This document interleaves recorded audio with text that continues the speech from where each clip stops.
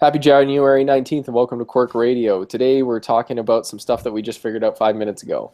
We're talking about President Donald Trump's inauguration tomorrow. We're talking about, are we talking about Ontario Hydro bills now? We're talking about Ontario Hydro and Justin Trudeau's Keeping It Real tour. We're talking about Kevin O'Leary joining the Conservative leadership race in Canada. What do you guys want to talk about first? What's the funniest? Keeping It Kevin Real O'Leary. Sure, yeah, let's start with that. So Justin Trudeau's Prime Minister Justin Trudeau's touring around doing grassroots tours of Canada right now to reconnect with presumably the voter base and Canadian public and whatever.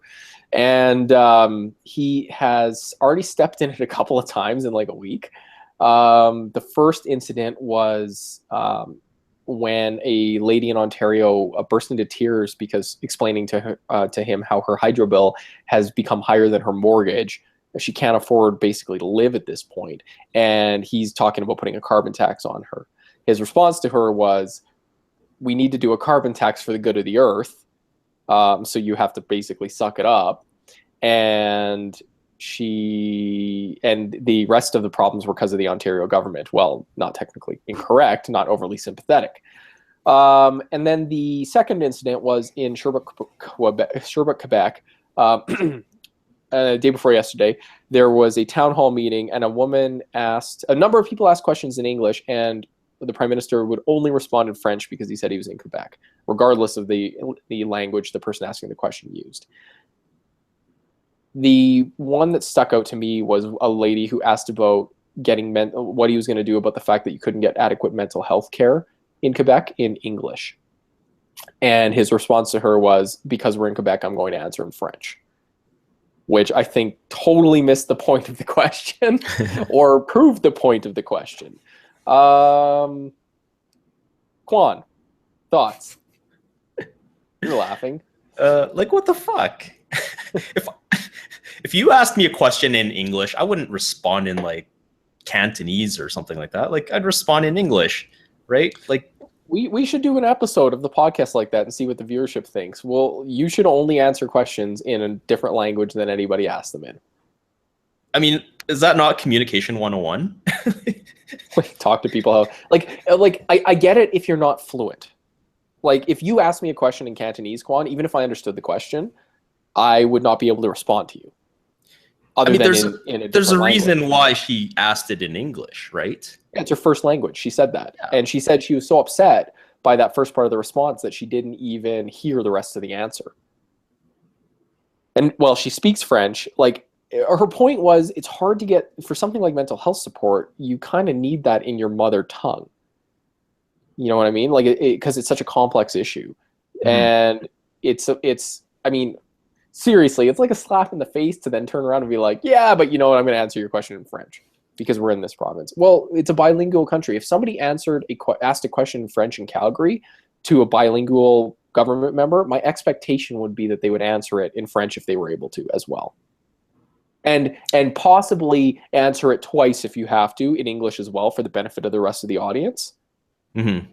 And their reasoning was, well, we didn't have time and we wanted to get to all the questions. Well, you know what? I mean, I'm sorry. If you get asked a question like that, then you got to answer.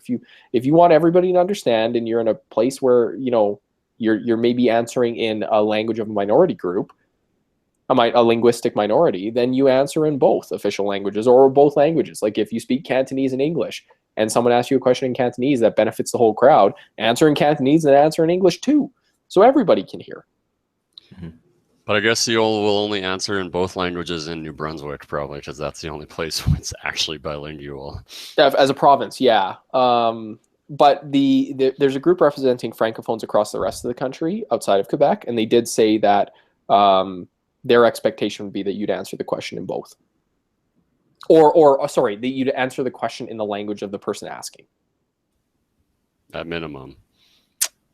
Seems like common seems just sense. Fair. There was some speculation that part of the reason that this was done was because the Liberals don't have any difficulty in particular securing English-speaking vote in Quebec federally, but they do struggle in a lot of heavily Francophone ridings to get votes. So there was some kind of cynical thought process here saying, well, they're doing that to curry favor with Francophone voters and try to shore up that voter base. What are your thoughts on that, Kevin? Well, I'm pretty sure pretty much everything they do is politically motivated, so I can see some truth to that. Kwan? I'm not sure if it strikes the right chord. Like it's kind of comes off as an asshole for doing that. Yeah, I kind of wonder too if it doesn't. Well, I think it's a misstep. I totally believe there's political motivation behind it. I do think it's a misstep though. It's pretty much exclusively blown up in his face. The only real support he had was from a sovereigntist group.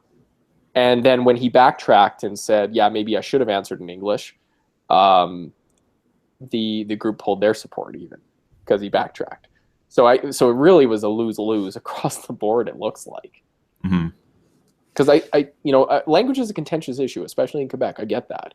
But I don't think do you really think people care that?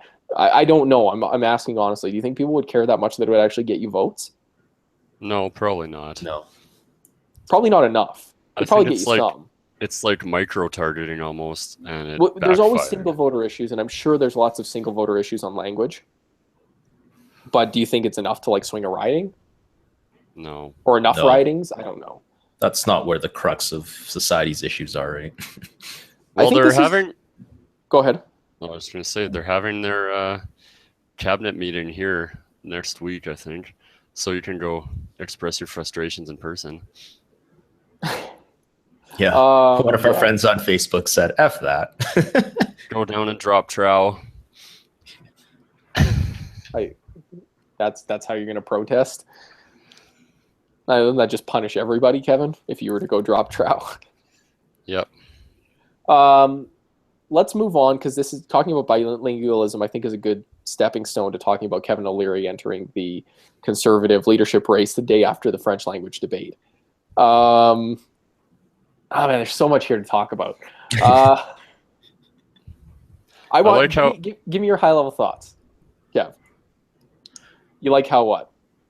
Oh, I like how he went on Facebook Live a minute before he was going on the news to actually announce, even though everybody knew he was announcing, to talk to his supporters and just inflate his ego some more. So I take it from that comment you're not a supporter at this point. Not really. I'm curious to see when the numbers come in to see what the support is like. I'm very interested in that. Well, I think he's gonna, because there's this whole comparison of him to Donald Trump, right? Which, yeah, I mean, I see some of that, but I don't even think he's nowhere near as extreme as Donald Trump is. But he'll probably ride that to some popularity. Yeah, I think so. I mean, ostensibly, there's a lot of people supporting his bid, right? That's what he said. 40,000 people went online and said, yeah, you should run. So there's no doubt celebrity's going to carry cachet. Yep. I don't care what country you're from. It's going to carry cachet. He's a dragon and a Shark Tank and whatever. But I don't think it means you necessarily have policies. I'm going to reserve my judgment on that until I actually see some policies come out. Going back to language, I have doubts about most of the leadership candidates. Not all. There are some. But I have doubts about most of them because there certainly is a lack of ability to speak French among them. And I'm not sure you beat the Liberals, who are incumbent, without Quebec. Yeah, you definitely need to do okay in Quebec, I think. Yeah. And you don't do okay in Quebec unless you have some, I mean, you don't have to be fluent, I don't know, but you got to be able to speak, right? Harper wasn't the greatest at French, but he could speak. He could speak it. I think. Yeah, he would struggle in the French language debate compared to some of the other candidates. I remember distinctly against Stéphane Dion, who is a native French speaker. He struggled, relatively speaking, but he spoke well enough that his points got through in the debate, and I don't think it obviously he was able to stand on the election, right? He's able to stand on a podium and give a speech in French. So, yeah, and if you can't do that, I think that does harm harm your chances. Well, if you can't read a speech, you're in real trouble. Yeah. Because I mean, I've not spoken a lot of French since high school, and I could read a speech. Well, you could always have it phonetically written out for you too. You could. Well, I mean, if you're at the point where it's being written out phonetically, if you can't even just read the French words, no, it's bad. You're gonna, like, what happens when you get to a debate and you got to think on your feet? Yeah, or you're like let's be real. I read on Twitter a lot of the debates questions where basically people were up there reading prepared responses in the Conservative leaders debate. But like, how many candidates? I don't know how many actually fluently speak French. There'd be a couple, but like that's an issue. Like, like it or not, it's an issue in Canadian politics for the Prime Minister and a federal leadership candidate. So I mean, it's okay for now, but if you win the leadership, you damn well better be relatively fluent by the debate, because Justin Trudeau is fluent in both languages. Yeah, no, I would agree with that. But I mean, there's 14 candidates or something like that. Yeah, the herd's got to thin out a little bit here. Well, but they use ranked ballot too, I think. So I bet you it's going to be a case where the front runner doesn't win. Yeah, and you know what? There's a lot of grassroots support for Kelly Leitch right now, or Leitch, or I don't know how to say her name correctly. No, nobody can help me. Okay, whatever. There's a lot of grassroots support for her right now. So her comment the other day was she was talking about Indigenous rights, and her response to why she knew what she was talking about was that she had 22 letters behind her name. Quan, as someone else who has like dozens of letters behind their name, what does that make you an expert on everything? No, it does not. That's a terrible answer by her. It gives you, you know what? It takes away your social skills the more letters you have. Yeah, probably. I don't know. It comes someone with a lot of letters behind their names. It depends on what it is, but typically it comes across as them being more of a generalist. I think, which is not necessarily a bad thing. Like, you might have more exposure to a broader range of issues, and you might not be able to solve the problems that you come across, but at least being aware and knowing how to approach it is important, I think. Mm-hmm. I think it also depends on your letters behind your name. Like, we're accountants, we're professional accountants, you and I. How many letters could we theoretically rack up in purely just accounting expertise areas and disciplines and professions? Yeah, like my letters are all interrelated, right? But I know guys who have letters across like 3 or 4 different discipline areas, and that you're kind of wary of, right? You get to be a bit of a jack of all trades, yeah. Mm-hmm. I think fundamentally, though, the number of designations and degrees you get is no indication of your overall ability. No, because you have to look at what the task at hand is, and then compare it to the experience, the real life experience you've gotten. Now, let me be clear, though. Education is not a bad thing. Smart people are not a bad thing. But answering it's pretty arrogant to say, I have a lot of letters. In my opinion, it's arrogant to say I have a lot of letters behind my name, so therefore I'm right. That's not a position. Sounds pretty elitist. That's not justification. Well, that's the ironic thing, right? Because the platform is very populist. Yeah. But that's a lot of people who probably don't have a lot of letters, and there's nothing wrong with that. No. Because again, it's not necessarily an indication of your experience. It's an indication of your education. Like I said, it's not a bad thing. We have and depending on what it is, yeah. We have this idea like we're against people with a lot of education. It's elitist just to be educated. But to your point, Kevin, I don't think you're saying it's elitist to be educated. You're saying it's elitist to tell people that they should just listen to you on the basis of your education. Yeah, it doesn't mean anything. In an area that you're not necessarily educated in. Even people who are supposedly highly educated in certain areas can be idiots. Yep. Mm-hmm. I've seen it. If you're good at writing tests. Right? Well, and it's also like Quan said, it's about what you're at, right? Like, I've done a lot of education, post-secondary and professional designations and all that kind of stuff. And I couldn't go to somebody and be like, I know how you should deal with your farm. Mm-hmm. You know, like this is how to deal with your crop issue, or this is like if somebody asked me about like supply management in the dairy industry in Canada, what am I going to say? I have expertise, but it would take me a long time to learn enough about that to actually give an honest opinion about it and a good position on it. I can't just go out there and say, well, I'm a CA, so I know about the dairy industry. It's not connected.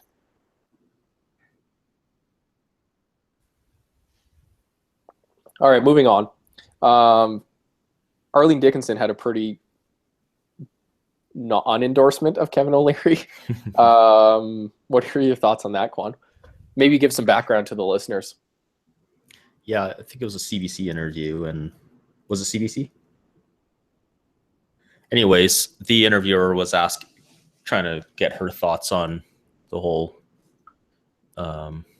issue, and she basically came out and said, you know, like I can have beer with a guy, but I don't think he's the best, you know, candidate to lead the group. And really, she was talking about how he has lack of compassion and empathy for people, and he's all about the money and the profits, and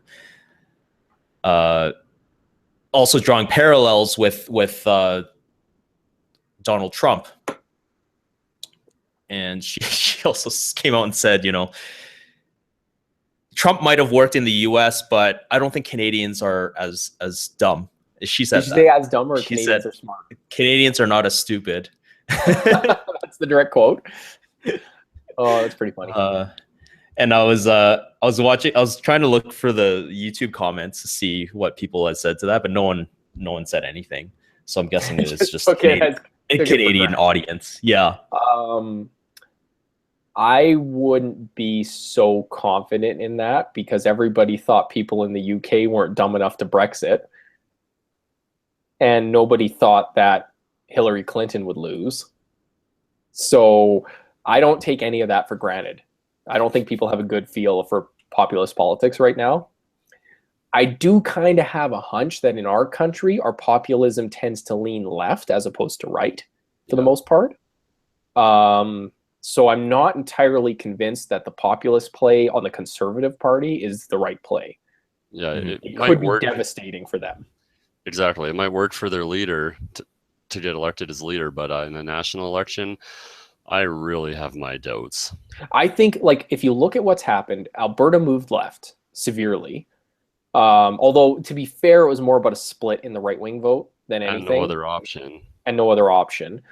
But federally, the Liberal Party made a big move to the left under Justin Trudeau, like a significant move away from center.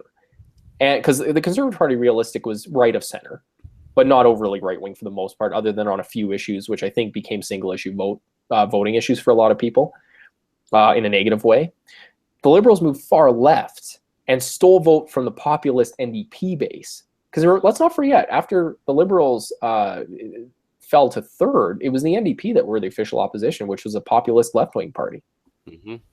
Right? So I wouldn't be so sure that you don't alienate a lot of people. I pretty much guarantee that you do. With a right-wing populist movement. Yep. Yeah, I think you do. Because I think there's a lot of people who are kind of right, center, left, center, who swing between the Liberals and the Conservatives typically. And if either party moves too far away from the middle, I think they start losing those votes, right? Yeah. Because it starts to be too far for anybody to take. And I think, there's lots of Canadians who are fiscally conservative, but socially, no. I think social conservatism is a losing play in this country, period. Pardon me? Social conservatism is a losing play in this country, period. Which is why, like, Kelly Leach and her whole, what's it called? The immigrant test? Yeah, the immigrant test. That'd be it. Yeah, I think that will mobilize.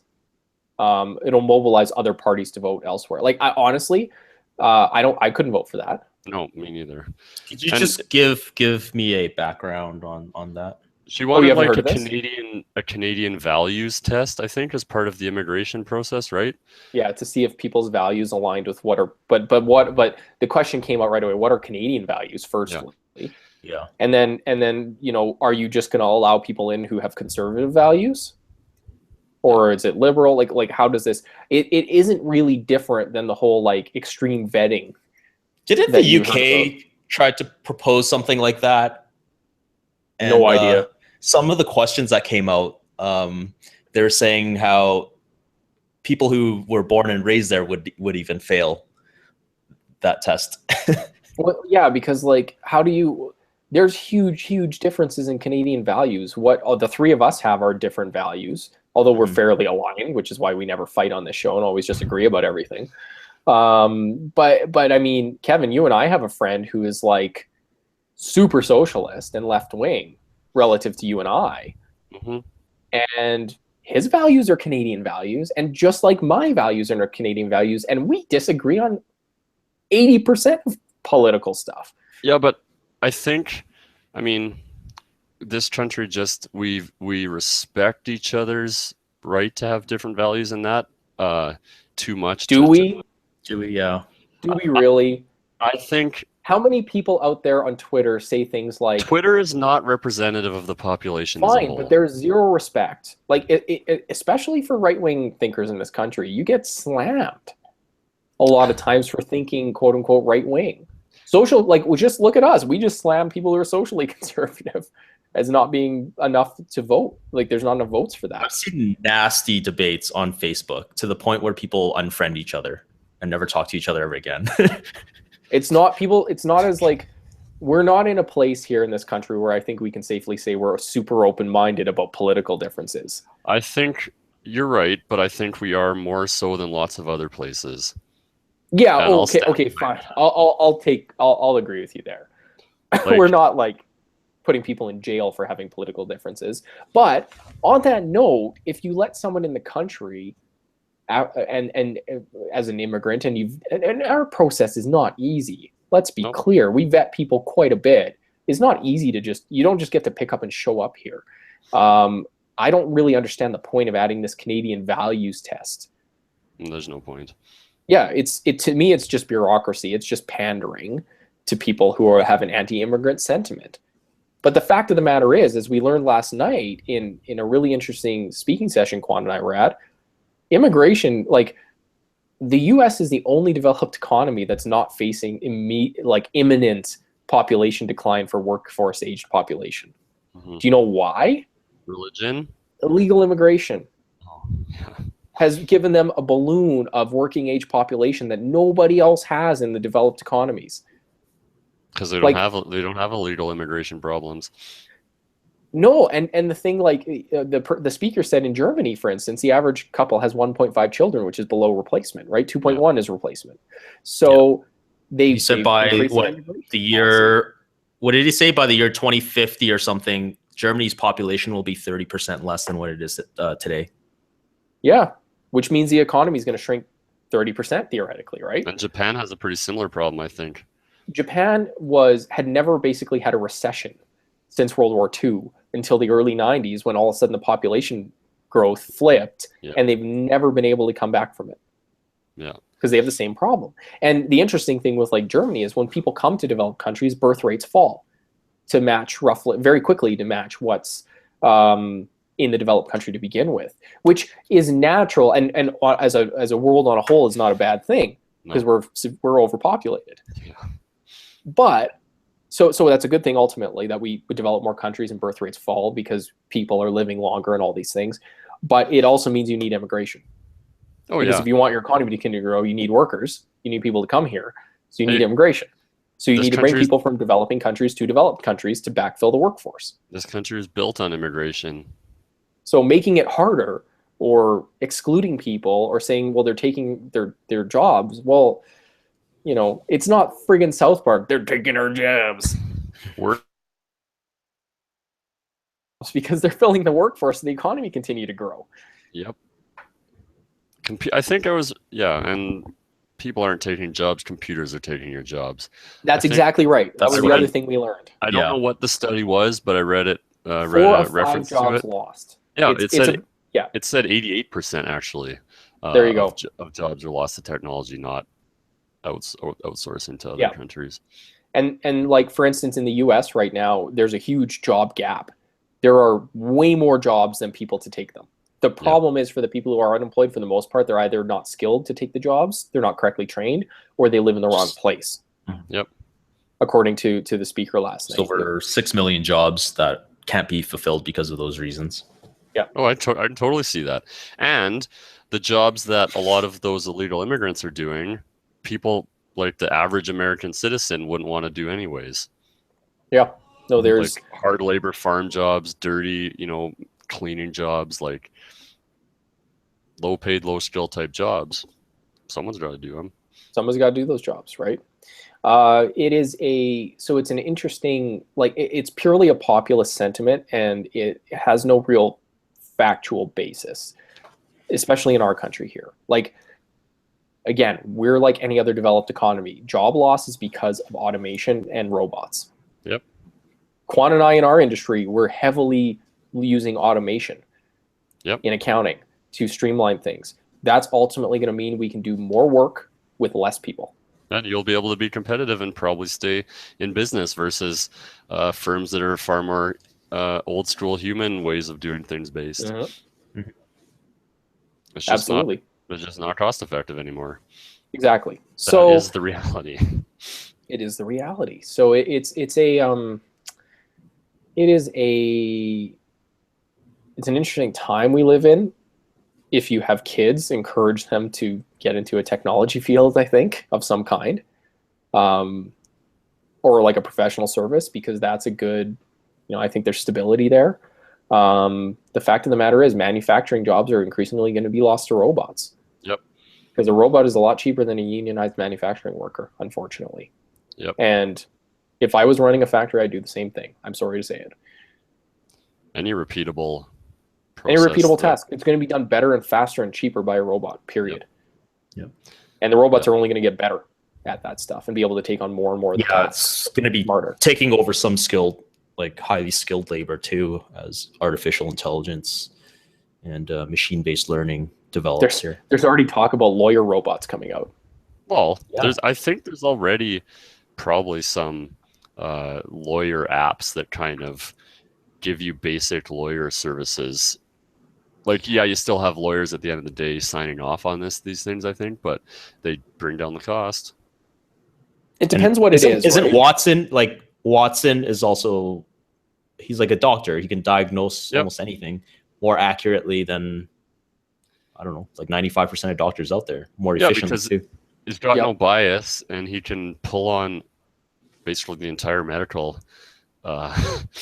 knowledge. Yeah, no, for sure. It's I've heard of that. Like I said before, we're in accounting. We are using applications that are basically automatic bookkeepers. Yeah. And it's only improving year over year. So that's just the world, man. Like, it's the way it's going. And unfortunately, in one respect, it's a good thing, because as Canada faces a labor shortage, it's going to be important that robots are backfilling so we can maintain productivity in our economy. For those being displaced, I'm sympathetic. Oh, I'm totally sympathetic. That's a tough spot to be, where your job gets taken over by a robot, right? But at the same time, you talk about having to be geographically mobile. It's hard. I can, if I've lived here my whole life, I can't imagine having to move somewhere else for work. But unfortunately, it happens. Yeah, it is a tough spot. But again, it's the reality, and I mean, it's a big change. It's a structural change. It's a hard change, but it's not stopping.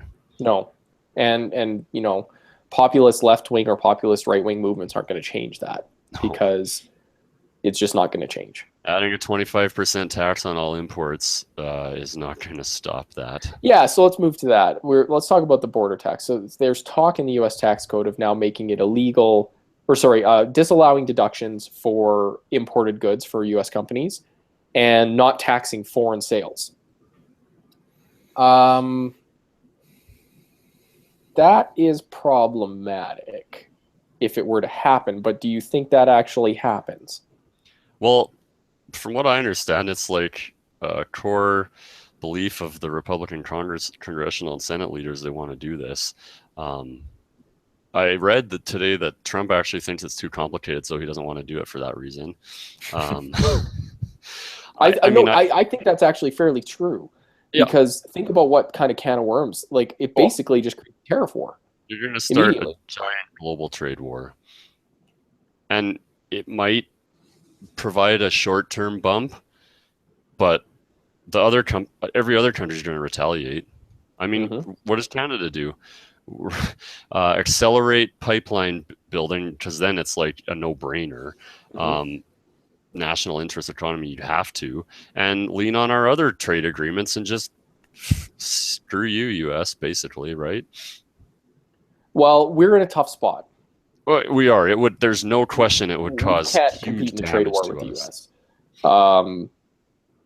What we would do is devalue our currency, and we would we'd have to devalue the currency to offset the tax loss to US corps. For oil and gas, the U.S. refineries in the Gulf Coast are geared for Alberta heavy oil. They're not geared for light oil, like shale oil, right? So I'm not sure how fast they can retrofit those plants, those refineries. I'm not sure how fast they can turn them over to change. So I'm not sure you lose your oil market here as drastically. You're just going to make less money again. But again, like Kevin said, that's why you get pipelines as fast as possible. But the rest of it, we trade 80% of our trades with the U.S., right? The thing with the U.S., the tough thing here is we're in a relatively trade balanced position with the U.S. There's not really a deficit either way. So it's kind of tricky because it's like, what's the point of it? It's not going to be good either way. It's populist, sounds good. Yeah, exactly. It's going to bring back the jobs. It's the only thing that's going to bring back the jobs is a Terminator. I mean, I've been reading about how companies in the U.S. now are starting to have to implement policies to appease Trump that are basically impossible to explain to investors because they're not good for business. Send me that link. I want to read that later.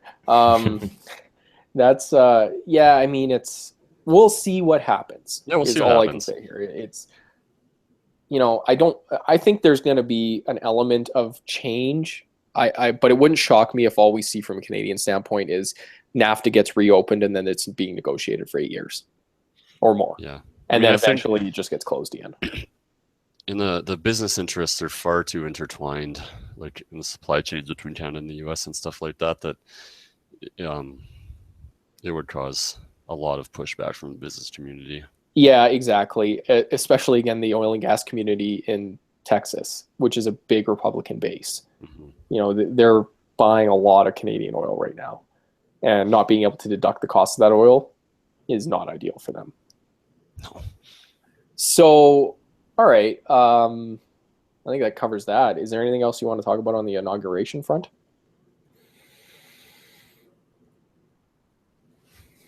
That sounds like a big NO. The main entertainment is Toby Keith, I've heard. A Bruce Springsteen, another artist backed out because her fan base went after her.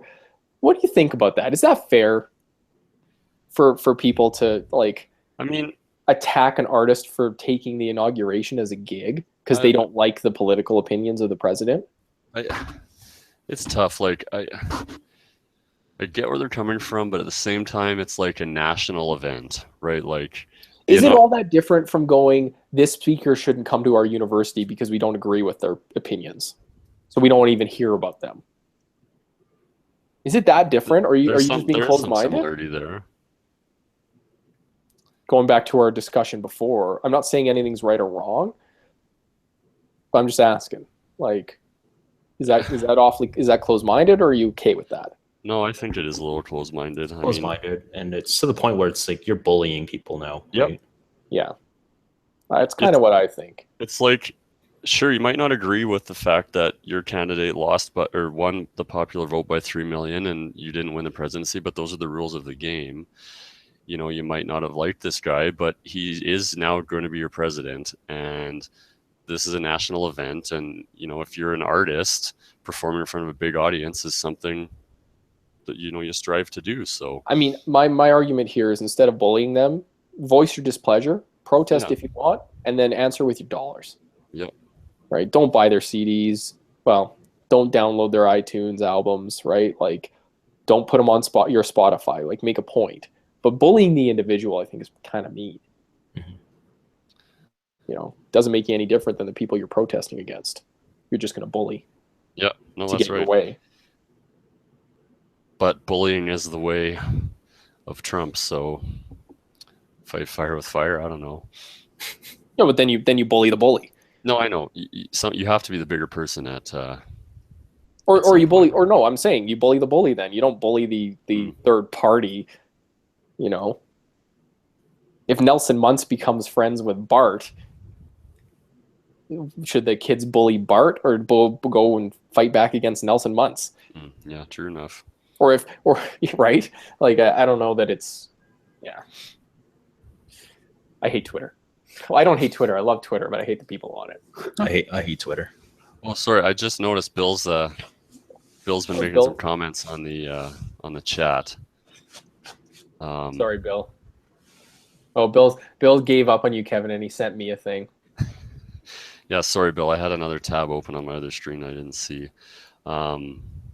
Yeah, I mean, seems like Trump is bullying companies into doing things, creating jobs in the U.S., even if it doesn't make business sense. That basically seems exactly. Yeah, I'm not excusing any of this. I'm not. I don't want to get into a discussion of like supporting the president-elect, soon to be president. It's more like, do you have to be an ass bag to somebody on Twitter who's just playing a concert? Yeah. Right? Like when did, I guess playing a concert is a tacit endorsement of politics because politicians have been using entertainers in the US as props for years. So I guess it becomes an endorsement, and I would never begrudge an artist from saying, no, I don't agree with your politics, so I'm not going to play your show. But if the artist is like up and coming and is like, man, I can get on TV and I need to make my career out of it, and then people are like, no, sacrifice your career because I disagree with their politics. I'm like, that's a tough one.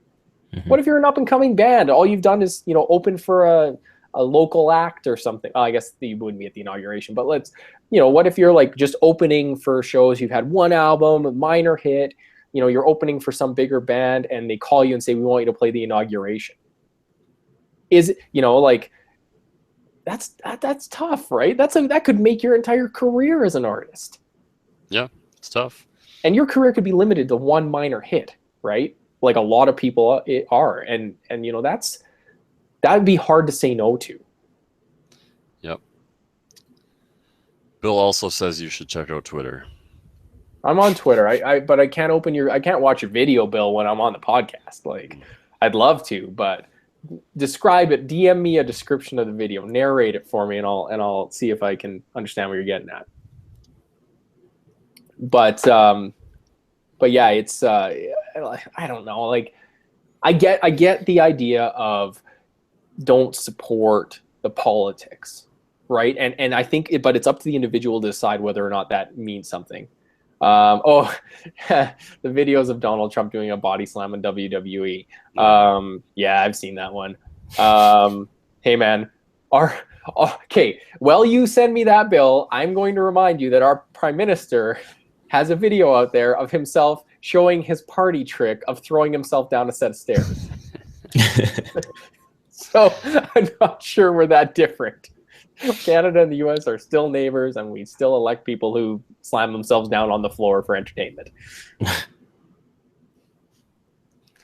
That seems like a good place to wind it up, hey? Yep. Thanks, Bill. Thanks, everybody, for listening. Hey, so, okay, before we go, we're going to talk about how we're changing up the podcast. We've done our current events thing. We've done kind of the subject matter of the week for a while now, and we talked this week, and what we're going to do, all three of us are entrepreneurs. All three of us are starting businesses, in the process of it, and we're changing the focus of the podcast. We're going to start talking for the next at least 6 months about our journey in detail and how we ended up where we're at today, why we're doing what we're doing, the challenges, the wins, the struggles, all of it in a candid level for all of you out there who are thinking about becoming an entrepreneur yourself or yourselves. So that's going to be a format change. It's going to be hopefully a little timeless, more so than the current event, so people want to come back, listen anytime. and catalog and see kind of our process. So that's starting next week, right, guys? We'll be ready for it. Yep. Yeah, so we're starting next week. We're still going to do a little bit of current events because it's super fun. But what we're going to do is we're going to shuffle that to the end of the show. So if you're one of the listeners who digs that and the banter and kind of the rundown list, that's going to be the tail end, and you can stick around and listen to that. But for those of you who want kind of the deeper dive subject, that's going to be our focus going forward and going to be the lead off on every show. We're pretty pumped about this. Bill's pretty pumped. Says it sounds killer. Cool. Bill, you're a biggest fan, biggest supporter. Love it. We'll see you next week. Same time, same place. Thanks, everybody. Have a good day.